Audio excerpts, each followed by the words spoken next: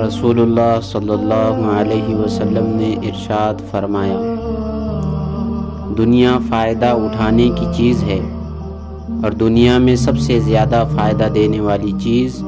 نیک بیوی ہے۔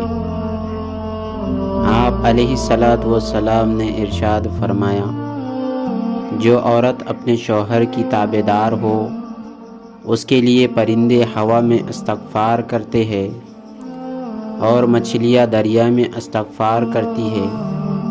اور فرشتے آسمانوں میں استغفار کرتے ہیں اور درندے جنگلوں میں استغفار کرتے ہیں۔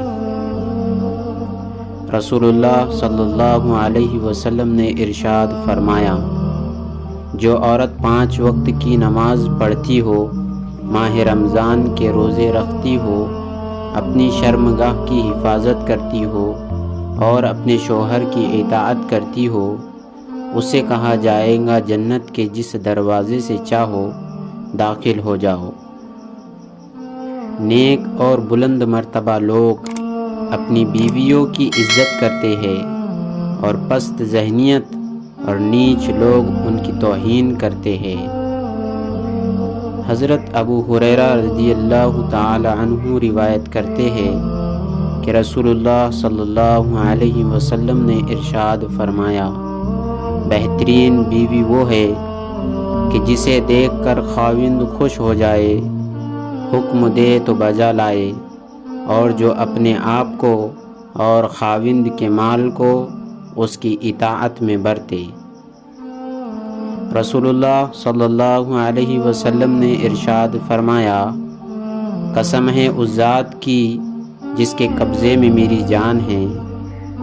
عورت اپنے ذمے اپنے اللہ تعالیٰ کا حق اس وقت تک ادا نہیں کر سکتی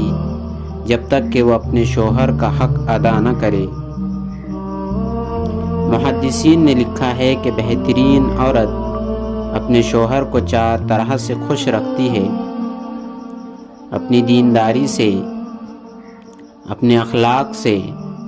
اپنے معاملات سے اور اپنے بناؤ سنگھار سے۔ لہذا مسلمان عورت کو چاہیے کہ شریعت کی حدود میں رہتے ہوئے اپنے شوہر کے لیے بناؤ سنگھار کرے اور نامحرم مردوں کو دکھاتی نہ پھرے۔